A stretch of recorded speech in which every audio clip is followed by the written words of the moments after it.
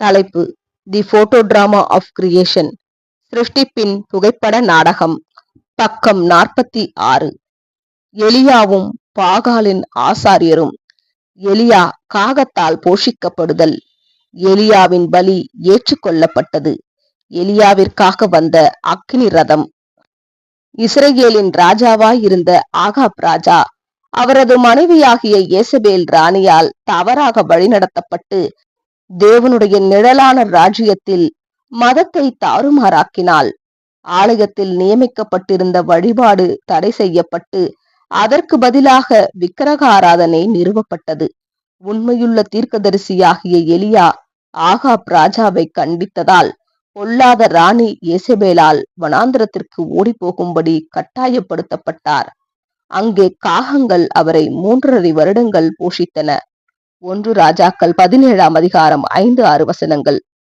முடிவில் தேவ வழிகாட்டுதலினால் எலியா மீண்டும் அவர்கள் முன் தோன்றி ஜபத்தை கேட்கும் தெய்வம் யாவே தேவனா அல்லது பாகாலா என்பதை வெளியரங்கமாக சோதித்து பார்க்கும்படி பாகாலின் ஆசாரியரை போட்டிக்கு அழைத்தார்.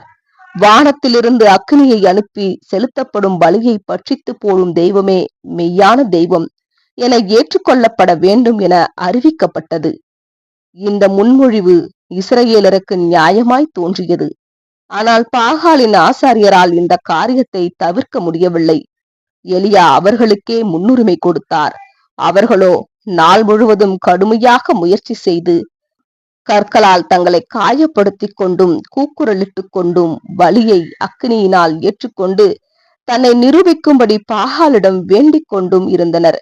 எலியா அவர்களை பரியாசம் பண்ணி, இன்னும் உரத்த சத்தமாய் கூப்பிடுங்கள், பாகால் பிரயாணம் போயிருப்பான் அல்லது தூங்கினாலும் தூங்குவான் என்றார். மாலை நேரமானதும் எலியா தனது பரீட்சையை ஆரம்பித்தார்.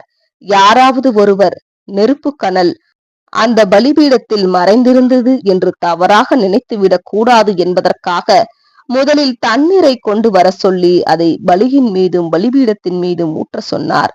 பின்பு தேவன் தாமே மெய்யான தெய்வம் என்பதை நிரூபிக்கும்படி எலியா ஜெபித்தார். அப்பொழுது கர்த்தரிடத்திலிருந்து அக்கினி இறங்கி அந்த சர்வாங்க தகன பலியையும் வாய்க்காலில் இருந்த தண்ணீரையும் நக்கி போட்டது.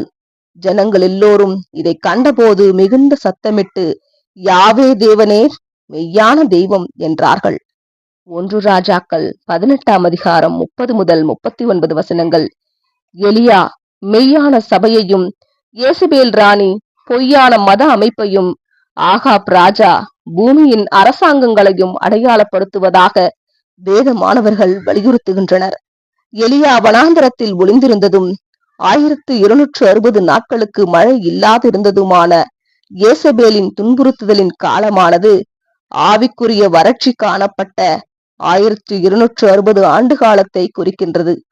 கிபி 538 முதல் கிபி 1798 வரை. அப்போதுதான் மரண பர்யந்தம் துன்புறுத்திய நிஜமான ஏசபேலின் வல்லமையானது நிறுத்தப்பட்டது. வெளிப்படுத்தல் 12ஆம் அதிகாரம் 6ஆம் வசனம் 14ஆம் வசனம், 13ஆம் அதிகாரம் 5ஆம் வசனம். எலியாவிற்கு பின்வந்த எலிசா சூனேமியாலின் மகனை உயிர் பிழைக்க செய்தார். ஆமேன்.